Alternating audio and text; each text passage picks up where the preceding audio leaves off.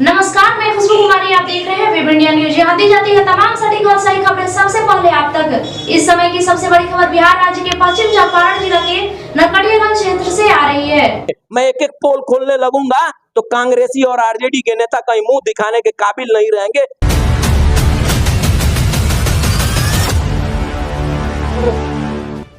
चुनाव के बाद परिणाम जो भी हो, पत्रकारिता शुरू रहेगा या छोड़ दीजिए।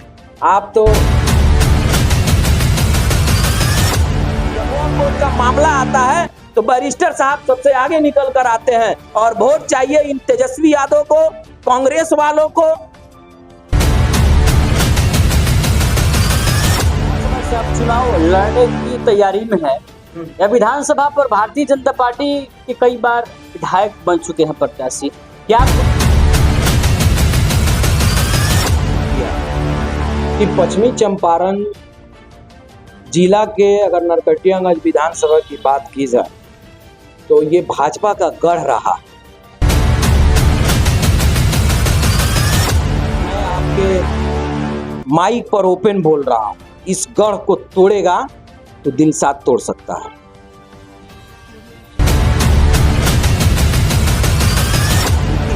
तो अभिषेक रंजन 70,000 वोट लेके चनपटिया से कांग्रेस से कैसे हार गए? जय सिंह बगहा से कैसे हार गए? कैसे हार गए हमको बता दीजिए। 3 मोर्चे संभालने पड़ेंगे। एक तरफ इंडिया गठबंधन और दूसरी तरफ एनडीए और तीसरी तरफ धनसुराज और तो आपको लगता है कि कुछ नहीं है, हवा है, गुब्बारा है, फूला हुआ है, चुनाव परिणाम के बाद फूट जाएगा। आप मैं प्रशांत किशोर तक मेरा स्टेटमेंट पहुंचा दीजिएगा। जब बिहार में उपचुनाव हो रहा था ना, तो हमारा और भी पत्रकार साथी लोग इंटरव्यू लिए उपचुनाव कैसा रहेगा। मैंने साफ और सीधे तौर पर कहा है कि प्रशांत किशोर ये जो है परिपक्व राजनेता नहीं है। वेलकम बैक, मैं रईस और आप देख रहे हैं वेब इंडिया न्यूज।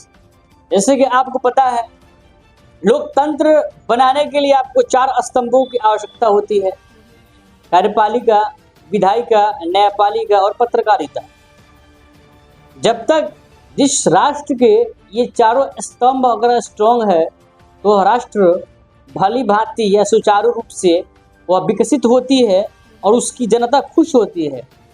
और जिस राष्ट्र में अगर एक भी स्तंभ में अगर दिमक लग गए हो, उस राष्ट्र की हर एक क्षेत्र, चाहे वह आर्थिक स्थिति हो, सामाजिक स्थिति हो, चाहे वह न्यायिक पद्धति हो, सबकी सब पर यह असर डाल देता है। तो मैं अभी पश्चिमी चंपारण जिला के अंतर्गत नरकटियागंज विधानसभा क्षेत्र में उपस्थित हूं और जैसे कि आपको पता है कि आगामी बिहार विधानसभा चुनाव के सरगर्मी चालू है। इससे पहले ही प्रत्येक प्रत्याशी अपने अपने स्तर पर मेहनत करना शुरू कर दिए हैं, चाहे वो किसी दल के हो, चाहे वो निर्दलीय हो। इसी बीच हमारे साथ इस नरकटियागंज विधानसभा क्षेत्र के ऐसे युवा पत्रकार कहिए या अभिनेता कहिए जुड़े हुए हैं जो अपने पहचान के लिए मोहताज नहीं है। जी हाँ, मैं AIMIM से ताल्लुक रखने वाले दिलशाद साहब के बारे में बात कर रहा हूँ, जो विधानसभा चुनाव को लेकर काफ़ी अपना तैयारियां कर रहे इस नरकटियागंज विधानसभा क्षेत्र से। तो सीधे हम लोग इनसे बातचीत करेंगे। सर, स्वागत है आपका सर हमारे न्यूज चैनल में। सर, कि आप अपना प्रीशियस समय सर निकाल करती हैं। बहुत बहुत शुक्रिया रईस भाई आपका। वेब इंडिया न्यूज को भी बहुत बहुत धन्यवाद कि आप समय निकाल कर आए और हमारे विचारों को जनता तक पहुंचाने की आप कोशिश कर रहे हैं। अच्छा सर, आप उस पार्टी से अभी प्रत्याशी के रूप में संघर्ष कर रहे हैं जिस पार्टी पर कई सारे आरोप भी लगे हैं, चाहे वह देशद्रोही हो, चाहे वह राष्ट्रवादी के खिलाफ हो, चाहे वह भारतीय जनता पार्टी की बी टीम हो। और कई ऐसे सेकुलर पार्टियां भी ऐसे हैं जो अपने ऊपर टैग लगा रखी है। आप आखिर में MIM के साथ क्यों आए, सेकुलर पार्टियों के साथ क्यों नहीं आए जो अपने ऊपर टैग लगा रखी है? देखिए, आपने जो बात कहा है कि कई आरोप लगते हैं, आरोप होता है, उसमें सच्चाई नहीं होती है। मेरा अपना मानना है कि AIMIM के जो राष्ट्रीय अध्यक्ष हैं जनाब सांसद बैरिस्टर असदुद्दीन ओवैसी साहब, ये मोदी, माननीय प्रधानमंत्री नरेंद्र मोदी और मोहन भागवत से भी बड़े राष्ट्रभक्त और देशभक्त हैं। ये पूरी दुनिया के लोगों ने देखा है। किसी के प्रमाण और सर्टिफिकेट की जरूरत हम लोगों को नहीं है। और आप जिन सेकुलर पार्टियों की बात कर रहे हैं, वो सो कॉल्ड सेकुलर पार्टियां हैं। आप देखे होंगे कि अभी राहुल गांधी जी का जो यात्रा चला था वोटर अधिकार, क्या उसमें कोई मुस्लिम चेहरा फ्रंट पे दिखाई दिया? मुकेश सहनी 2% है, उप मुख्यमंत्री बनना चाहते हैं और सीट भी 50 से ज्यादा चाहिए। हमारी आबादी 18% है, हमारी भागीदारी नहीं होनी चाहिए? तो हक और इंसाफ की बात करने वाला अगर इस देश में कोई है तो उनका नाम है सांसद बैरिस्टर असदुद्दीन ओवैसी साहब। जुल्म और ज्यादती के खिलाफ कोई सबसे पहले आवाज उठाता है तो वो है बैरिस्टर असदुद्दीन ओवैसी साहब। हमारी जो बातें हैं, इन सभी बातों को करने वाले हैं, चाहे जुल्म हिंदू भाई पे हो रहा हो या मुसलमान भाई पे हो रहा हो, सबसे पहले इंसाफ की आवाज उठाने वाले बैरिस्टर साहब हैं। ये सो कॉल्ड सेकुलर पार्टियों का आपने जो जिक्र किया कि ये सेकुलर वहां नहीं गए, आपको जानना चाहिए राजनीति से मेरा पुराना ताल्लुकात है। मैं किसी पार्टी का मेंबर नहीं था और उपेंद्र कुशवाहा के पार्टी का मैं डायरेक्ट प्रदेश सचिव बना हूं। उसके बाद वहां पार्टी में बहुत कुछ उथल पुथल हुआ, हमने भी अपना रास्ता बदला और उसके बाद AIMIM परिवार में शामिल हुआ। बिहार प्रदेश अध्यक्ष माननीय विधायक अख्तरुल इमान साहब, सुप्रीम कोर्ट के वकील जनाब आदिल हसन साहब जो राष्ट्रीय प्रवक्ता हैं, महासचिव इंजीनियर आफ्ताब अहमद साहब ने पटना पार्टी कार्यालय में संयुक्त रूप से मुझे पार्टी में शामिल किया, सदस्यता दिलाकर MIM परिवार का हिस्सा बनाया और जो जिम्मेदारी नरकटियागंज के लिए दी गई है उस जिम्मेदारी को निभा रहा हूं। बैरिस्टर साहब का जो मिशन और विजन है, हक और इंसाफ की बात जनता तक पहुंचाना, कानून और संविधान के बारे में जानकारी देकर लोगों को अवगत कराना, और बैरिस्टर साहब ने लोगों को जुबान दिया है कि अपना हक कैसे लेना है। एक तुम कहूंगा RLSP के बाद पहली और आखिरी पार्टी है हमारे लिए AIMIM। सर मैं चाहूंगा सर आप इसका शॉर्ट दे जवाब सर, जो भी हो। बिल्कुल। अच्छा सर, आप पत्रकारिता में भी पत्रकार के क्षेत्र में आपने काम किया, लेकिन सर आखिर में क्या वजह की पत्रकारिता छोड़ के आप राजनीतिक में आए? आपको पत्रकार कहा जाए या राजनीतिक नेता कहा जाए? देखिए, एक्चुअली अगर देखा जाए तो पत्रकारिता और पॉलिटिक्स ये बाद में मेरे लिए आया। पहले मैं सोशल वर्कर था, सामाजिक कार्यकर्ता था। जिस चीनी मिल के खिलाफ सांसद और विधायक हिम्मत नहीं करते आवाज उठाने के लिए, उनके विरुद्ध कोई लड़ाई नहीं लड़ना चाहता है, यही नरकटियागंज चीनी मिल है, उसके विरुद्ध हम लोगों ने गन्ना सत्याग्रह करके एज ए सामाजिक कार्यकर्ता के रूप में हम लोगों ने लड़ाई लड़ी। हाई कोर्ट में केस हुआ। केन एक्ट के अनुसार किसानों को धीरे धीरे उसके बाद सहूलियत मिलना शुरू हुआ। राजनीति से मेरा पुराना नाता है, जैसे कि मैंने पहले बताया आपको कि मैं किसी पार्टी का मेंबर नहीं था और उपेंद्र कुशवाहा जी के पार्टी में मैं डायरेक्ट प्रदेश सचिव बना मेन विंग में।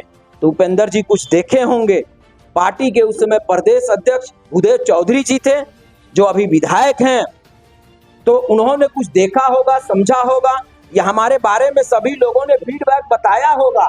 तो आप सोच सकते हैं कि कोई व्यक्ति किसी पार्टी का मेंबर नहीं है, कार्यकर्ता नहीं है और उसको डायरेक्ट प्रदेश सचिव बनाया जा रहा है मेन विंग की, तो ये उपलब्धि है। हमने बहुत लड़ाइयां लड़ी हैं, जिस लड़ाई को सांसद और विधायक नहीं लड़ पाते हैं, जिस काम को मंत्री और मुख्यमंत्री को करना चाहिए वो लोग नहीं किए, हम लोग किए हैं। किसानों की हक की लड़ाई लड़ी है।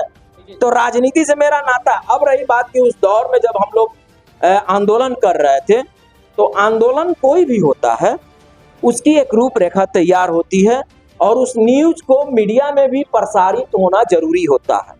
तो हम लोग जो उम्मीद कर रहे थे कि जिस तरीके से आंदोलन चल रहा है, किसानों की हक की लड़ाई हम लोग लड़ रहे हैं, तो खबरें उस तरीके का नहीं आ रही। उसी समय हमने डायरेक्ट हमारे जो जानने वाले लोग हैं उनको अवगत कराया, जो दिल्ली में रहते हैं, वो भी सोशल वर्कर हैं, कि इस तरह का हम लोग आंदोलन कर रहे हैं, अखबारों में जगह नहीं मिल रही है। तो बोले लोग, वहां से खबर हुआ, कलकत्ता फोन हुआ, कलकत्ता से पटना हुआ। एक सनमार्ग अखबार है, जानते होंगे आप, उसी का अवामी न्यूज और मॉर्निंग इंडिया है। तो वहां से मुझे ऑथराइज किया गया नरकटियागंज अनुमंडल लेवल के रिपोर्टर के रूप में। मैं आंदोलन भी करता था और न्यूज भी लिखता था। उसी समय मैंने एक आर्टिकल लिखा था, मिलहों के राज में किसान बने याचक। ये 2014-15 की बात है। फंडामेंटल राइट का हनन, यानी किसानों के फंडामेंटल राइट का हनन है। केन एक्ट जो है फॉलो नहीं किया जा रहा है। उसी आर्टिकल के आधार पर हाई कोर्ट के वकील साहब ने सभी डॉक्यूमेंट को देखते हुए उसी आर्टिकल को लगाकर वहां पर PIL दर्ज हुआ। ये मैं कुछ नहीं था, तो ये काम किया हूं। जिस चीनी मिल के खिलाफ कोई लड़ना नहीं चाहता है, चीनी मिल से लड़ाई के खिलाफ बहुत लालच दिया गया, बहुत लालच दिया गया, बहुत प्रेशर हुआ, बहुत दबाव हुआ, बहुत डराया धमकाया गया। उस समय लोग सोशल मीडिया कम जानते होंगे। उस समय मैं गन्ना सत्याग्रह का पेज बनाया था। उस समय लोग फेसबुक सुने होंगे या नहीं सुने होंगे, पेज के बारे में तो जानते ही नहीं होंगे। और मैं उसी चीनी मिल के सामने लैपटॉप लेकर बैठता था और एक एक एक्टिविटी प्रसारित करता था, सबको टैग करके जहां जहां भेजना होता था वहां वहां भेजना था। फिर उसके बाद एक और 2017 में यहाँ बाढ़ आई थी, सबको मालूम है। बाढ़ के समय हमने मंदिर में जाके ऐलान किया, मस्जिद में भी जाके ऐलान किया कि समाज के लोग, गांव के लोग, आप अपने अपने तरीके से गांव से सामान इकट्ठा कीजिए और जहां बाढ़ से लोग परेशान हैं, बच्चे भूखे हैं, लोगों की स्थिति खराब है, बाढ़ से बहुत स्थिति दयनीय हो गई है, वहां ले जाकर टेलर और ट्रैक्टर में सामान बांटिए। हम लोग गए और बंटवाए। 2017 की बात कर रहे हैं। उसी समय मैं पत्रकार, एक सामाजिक कार्यकर्ता था, तो वीडियो बना रहा था ताकि लोगों तक बात पहुंचे, और लोग तक ये बात जब पहुंचेगी तो लोग मदद करेंगे। उसी बीच में मैं बच्चों के शिक्षा के लिए, गुणवत्तापूर्ण शिक्षा देने के लिए क्या हुआ, copy, pen, pencil, blackboard गांव में बंटवाना शुरू किया। शिक्षा के प्रति बच्चों को जागरूक करना शुरू किया। हाल फिलहाल 2 साल की बात मैं करूं तो 2000 से ज्यादा बच्चों को प्राइवेट में नौकरी दिलाने के लिए हमने भी भूमिका निभाई है। हमारे पेज पर सब वीडियो है, आप जाकर देख सकते हैं। जो बच्चे ITI किए हैं उनको प्राइवेट कंपनियों में 20,000, 25,000, 30,000 का जॉब मिलता है। तो मैं जब कुछ नहीं था तो इतना कुछ किया अपने बुद्धि विवेक से। क्या सर आपसे उसी समय नरकटियागंज ब्लॉक में एक फर्जीवाड़ा हुआ था।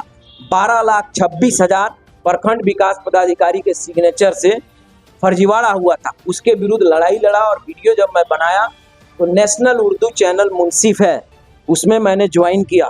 और ज्वाइन करने के बाद पहला PTC मैं उसी ब्लॉक के सामने भ्रष्टाचार के खिलाफ जाकर किया।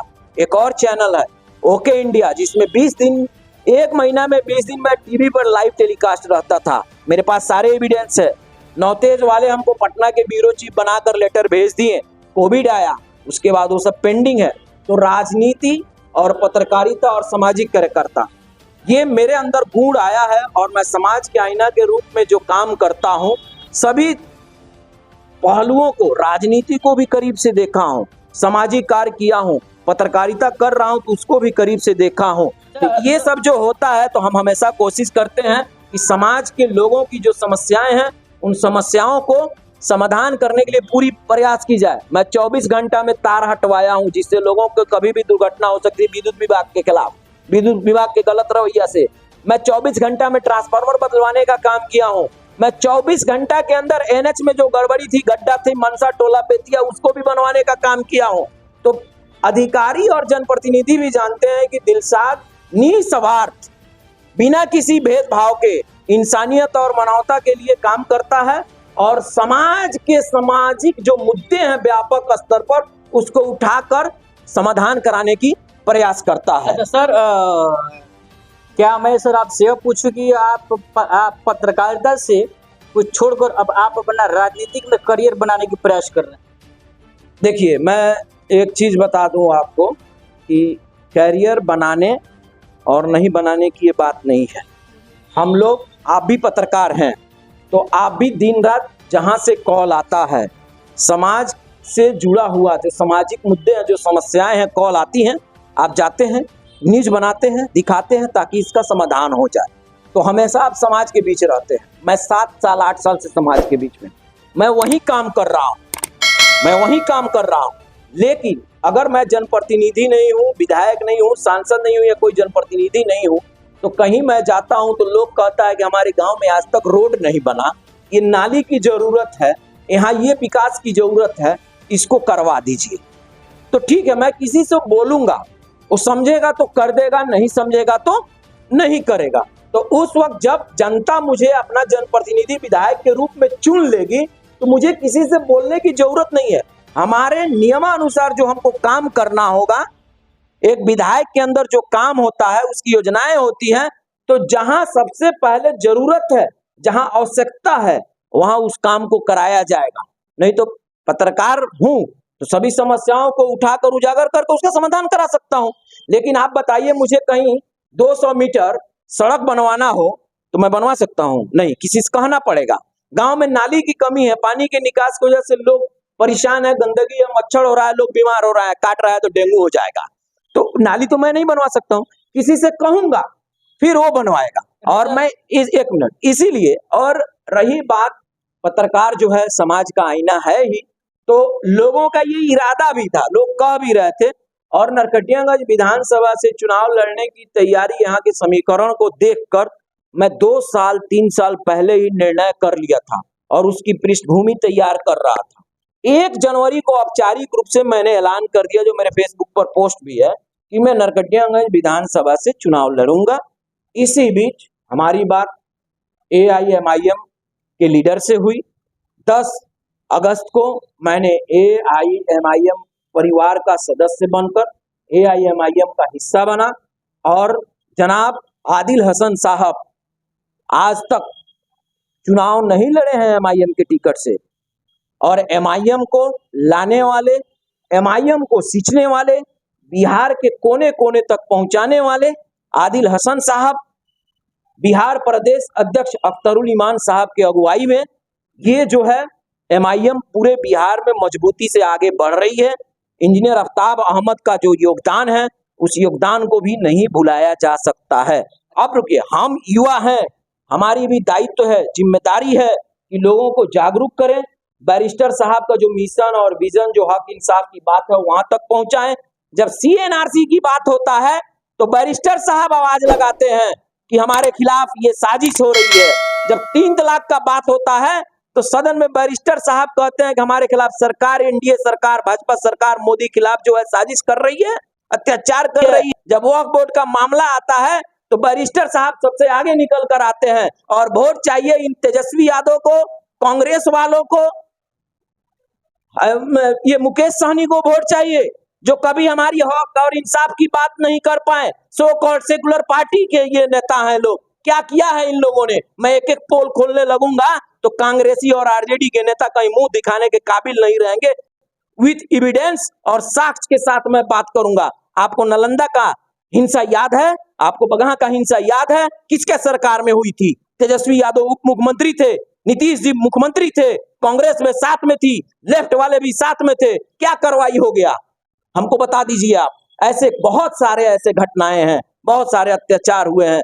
तो बैरिस्टर साहब का, हम बैरिस्टर साहब की जो मिशन और विजन है उसको पहुंचाने के लिए AIMIM परिवार में शामिल हुआ, क्योंकि हमारी जो बात करेगा वही हमारे वोट का हकदार है। सर, जिस विधानसभा से आप चुनाव लड़ने की तैयारी में है, या विधानसभा पर भारतीय जनता पार्टी के कई बार विधायक बन चुके हैं प्रत्याशी, क्या आपको लगता है कि इस परिस्थिति में, जहां पर कई सारे बात कहे जाते हैं आपके विपक्षी पार्टियों के द्वारा कि हिंदू खतरे में है या कटोगे तो बटोगे, क्या आपको लगता है कि यहाँ पर आपका सेकुलरिज्म काम करेगा इसके आगे?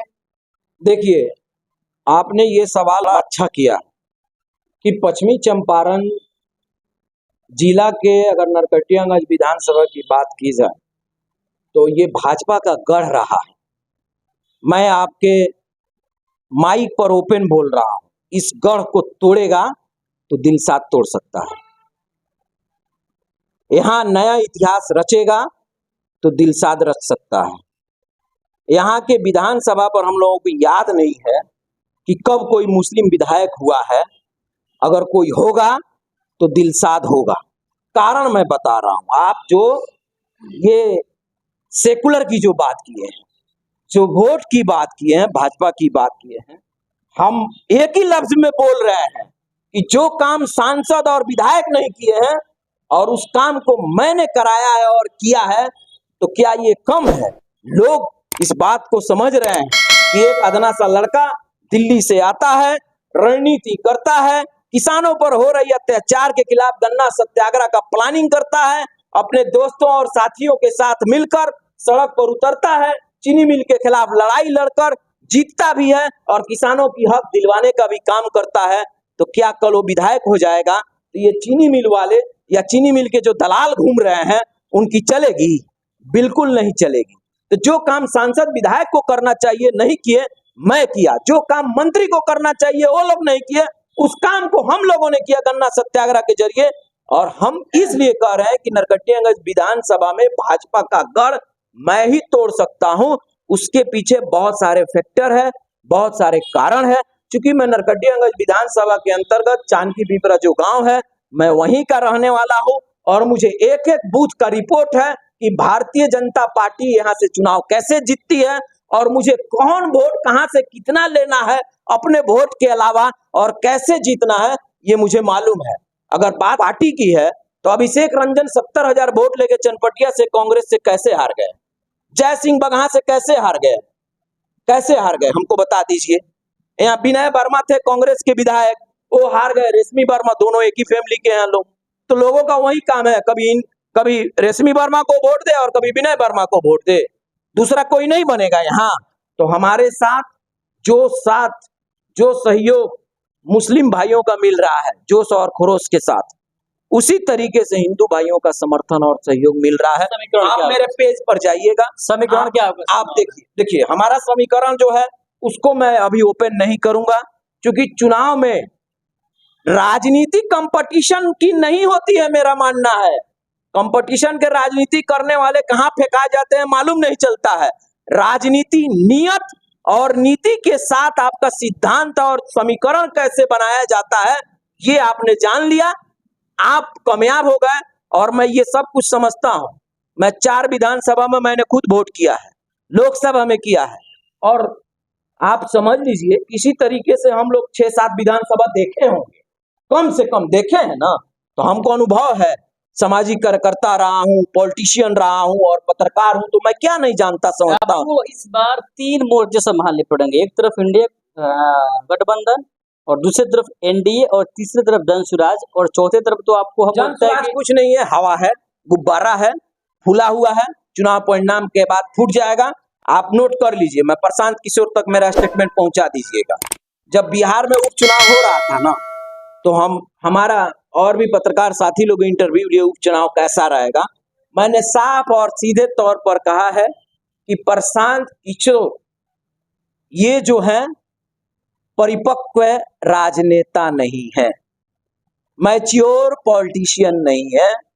ये जो उपचुनाव में सीट पर लड़ रहे हैं ये सब हार जाएंगे। फिर हमारे पत्रकार साथी ने पूछा कि कैसे हार जाएंगे, हमने बताया कि ऐसे ऐसे इन कारणों से हार जाएंगे। जब परिणाम आया, प्रशांत किशोर के सभी प्रत्याशी चुनाव हार चुके थे। जब प्रशांत किशोर प्रेस कॉन्फ्रेंस किए तो मैंने जो बात कही थी कि इस कारण से हारेंगे, उसी कारण से प्रशांत किशोर हारे। और उन्होंने अपने प्रेस कॉन्फ्रेंस में उस लाइन को जोड़ा कि हमने इस कारण से हारा। तो प्रशांत किशोर क्या करते हैं, दूसरे के लिए काम किए, दूसरे के लिए काम करने में और खुद के लिए काम करने में आसमान जमीन का फर्क है। प्रशांत किशोर की भविष्यवाणी 2019 में लाइव टेलीकास्ट आकर, आधा घंटा टेलीकास्ट था, मैं लाइव, जब ये बिहार में आकर बात पंचायत की शुरू करके प्रेस कॉन्फ्रेंस किए थे ना, तो उस समय आधा घंटा लाइव था। उसी समय मैंने इनकी भविष्यवाणी कर दिया था, वही कर रहे हैं। जिस समय ये बोले थे कि गांव-गांव में बिजली पहुंच गई, लेकिन ये बिजली सिर्फ पंखा बॉल जलाने के लिए है। गांव-गांव में स्कूल पहुंच गया, लेकिन गुणवत्तापूर्ण शिक्षा नहीं है। बिहार पहले जहां था आज भी वही है। तो मैं उस पर लाइव टेलीकास्ट हुआ था मेरा लगभग आधा घंटा, और सभी भविष्यवाणी किया था। तो उनमें रही बात इंडिया वालों की, मैं कह देता हूं, इंडिया वालों के किसी भी महागठबंधन के किसी प्रत्याशी में दम नहीं है मैं ओपन चैलेंज कर रहा हूं कि वो भाजपा के प्रत्याशी को हरा दे। अगर हराएगा तो दिलशाद हराएगा। घमंड से नहीं बोल रहा हूं, मैं फख्र से बोल रहा हूं। लोग जो कह रहे हैं, लोगों का जो सहयोग और समर्थन मिल रहा है, साथ मिल रहा है, हमने जो समाज के लिए किया है, लोगों के लिए किया है, चाहे हमारे हिंदू भाई हो चाहे मुस्लिम भाई हो, मैं उस आधार पे इस तो चीज सर को बोल रहा हूं। आप अपने बात रखिए स्वयं, और ये भी कि बताया कि मेरे पास काफी एक्सपीरियंस है, चाहे वो पत्रकारिता से लेके, चाहे सामाजिक गतिविधियां से लेके, चाहे राजनीतिक तक। AIMIM कितने प्रतिशत सीटों पर यहाँ पर बिहार में विजय प्राप्त कर सकती है? देखिए, जितने सीटों पर पार्टी के आला कमान निर्णय करेंगे कितने सीटों पर लड़ना है, हम लोग पूरी कोशिश और पूरा प्रयास कर रहे हैं कि जिन सीटों पर लड़ा जाएगा मजबूती से लड़ा जाएगा और वहां जीत दर्ज कराई जाएगी। सर, चुनाव के बाद परिणाम जो भी हो, पत्रकारिता शुरू रहेगा या छोड़ दीजिए? आप तो चुनाव का परिणाम जो भी आप देखिएगा। मैं बोला हूं कि भाजपा का किला अगर कोई ढाने वाला है तो दिलशाद है। मेरे आने से यहाँ खलबली मची हुई है। आप फील्ड में जाइए, नेताओं से बात कीजिए, किसी भी पार्टी के नेता से, चाहे भाजपा के हों, जेडीयू के हों, आरजेडी के हों या कांग्रेस के हों, किसी भी नेता से बात कर लीजिए मेरे आने से क्या हुआ है। क्योंकि वो लोग जानते हैं कि मैं व्यवस्था कैसे बनाता हूं, मैं लोगों के लिए जो काम किया हूं। मैं 8 साल 7 साल बाद अगर किसी गांव में जा रहा हूं, क्योंकि 17 के बाद कोविड का दौर रहा, कोविड में संपर्क टूट गया, तो कुछ ऐसे गांव हैं जहां सड़क नहीं रहे तो आदमी नहीं जा पाया, लेकिन वहां काम किया तो 7 साल 8 साल बाद वहां के महिला और बुजुर्ग और जो बच्चे यंग हो गए हैं वो पहचान रहे हैं। पहचान लेना ही एक बहुत बड़ी बात है। चुनाव का इतिहास तो तोड़ना ही है। भाजपा का किला तो यहाँ हम ढाने जा ही रहे हैं और मेरे वाला अलावा कोई नहीं ढा सकता है। मैं एक बात कह दूंगा तो महागठबंधन के नेताओं को दिल में जाके लगेगा, ये सच्चाई है, उसको भी मैं बताऊंगा। आप वो दिन याद कीजिए जब नीतीश जी जीतन राम मांझी जी को मुख्यमंत्री बनाए थे, 1 महीने के करीब बनाए थे ना, और उसी समय नरकटियागंज विधानसभा का उपचुनाव हुआ था। महागठबंधन के प्रत्याशी कांग्रेस के प्रत्याशी भाई फखरुद्दीन साहब थे, जिनको मर्द नेता के रूप में गिनती की जाती है। तो जीतन राम मांझी जी मुख्यमंत्री थे, नीतीश जी साथ में थे, राहुल गांधी साथ में ही थी, सोनिया गांधी, प्रियंका गांधी, क्योंकि फखरुद्दीन भाई उसी से टिकट लेकर लड़ भी रहे थे, तेजस्वी यादव, लालू यादव साथ में थे और सरकार में सत्ता में थे लोग। यही नरकटियागंज विधानसभा है। तो सभी लोग मिलकर भाई फखरुद्दीन को नहीं जिता पाए भाई, नहीं जिता पाए। इन लोगों ने आज तक मंथन किया कि फखरुद्दीन भाई कैसे हार गए। हम सत्ता में हैं, सारी लॉबी सारी व्यवस्था मेरी है और मेरा एक प्रत्याशी उपचुनाव में हार गया, ये एक मामूली फजीयत की बात है इन लोगों के लिए। तो आज क्या आप सोच रहे हैं कि महागठबंधन यहाँ किसी मुस्लिम को टिकट दे देगा तो जीत जाएगा? कभी नहीं जीत सकता है, क्योंकि समीकरण लोग नहीं समझाए। यहाँ वोट का बिखराव और वोट कैसे कहां कब जाता है ये लोग नहीं जानते हैं। 20 को गाड़ी लेकर और पैसा पानी की तरह बहाकर चाहे खर्च करके नेता नहीं बना जाता है, कंपटीशन करके नेता नहीं बना जाता है मेरे भाई। नेता बनने के लिए, और सुनिए, किसी का किला ढाने के लिए, इतिहास तोड़ने के लिए नीति और रणनीति अपनानी पड़ती है, समीकरण को देखकर आगे बढ़ना पड़ता है। और अब देखिए, मैं बोल रहा हूं AIMIM से अगर मैं चुनाव लड़ता हूं, पार्टी अगर मुझे टिकट देती है तो मैं गारंटी के साथ कहता हूं कि भाजपा के प्रत्याशी को हराकर मैं नरकटियागंज विधानसभा का नया इतिहास रचकर MIM के खाते में दूंगा। सीमांचल के बाद सबसे मजबूत स्थिति पश्चिमी चंपारण की होने वाली है, ये आप लिख कर नोट कर लीजिए। लेकिन सर, आपके सामने बड़े बड़े योद्धा खड़े हैं। कोई योद्धा नहीं रहेंगे, राजनीति में योद्धा नहीं होता है, हर दृष्टिकोण से संपन्न है। सुनिए ना, हम बता रहे हैं, राजनीति में कोई योद्धा नहीं होता है। राजनीति में जो योद्धा है ना, चुनाव में वो जनता होती है, वोटर मालिक होते हैं। जिसके सर पे सुनिए, जिसके सर पे चाहे, सुनिए मैं बता रहा हूँ, दर्शक होते हैं। आप सुनिए ना, जिसके सर पर चाहे ताज चढ़ा दे, जिसके सर पे चाहे ताज उतार दे। ये इंडिया और एनडीए के, सुनिए ना, ताज चढ़ाने सुनिए ना, उतारने के बाद में सर एक वाक्य भी पूरा मेरी बात को समझिए, माहौल को चेंज कर देता है। सुनिए ना मेरी बात, वही ना जनता मालिक है ना, असली योद्धा जनता मालिक है, नेता नहीं है।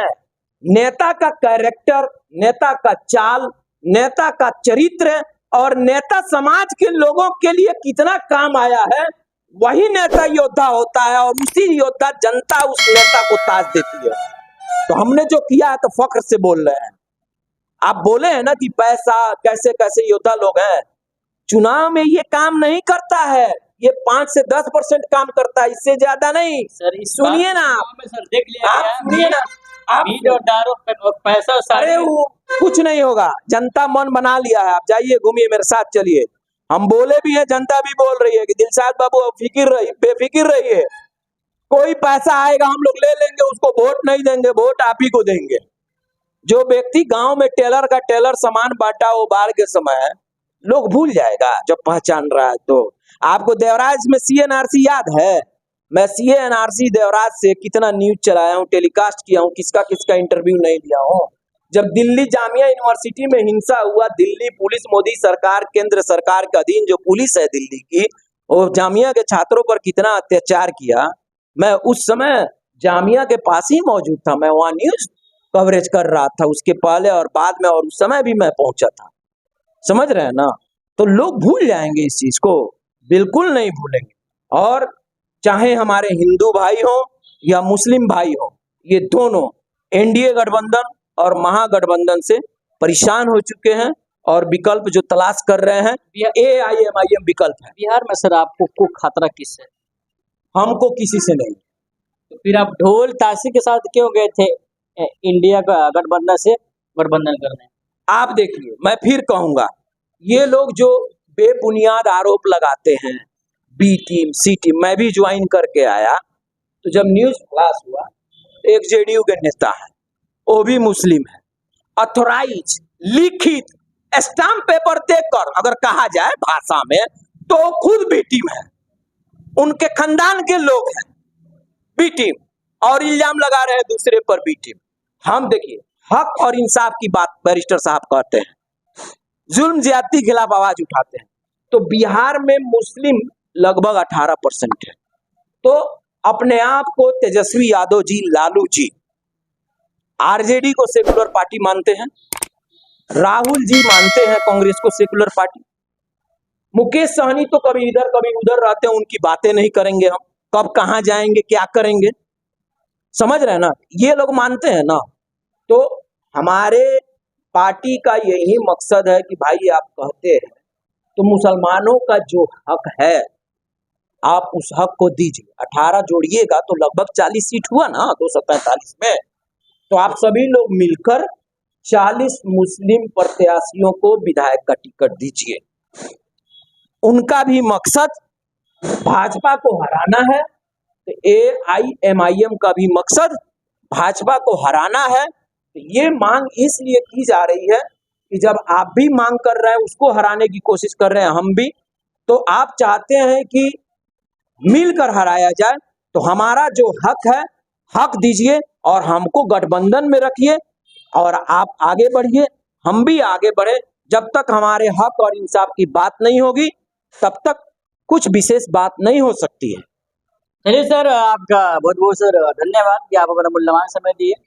तो ये थे हमारे दिलशाद अहमद साहब, जो नरकटियागंज विधानसभा क्षेत्र से AIMIM की ओर से प्रत्याशी के रूप में संघर्ष करना शुरू कर दिए हैं।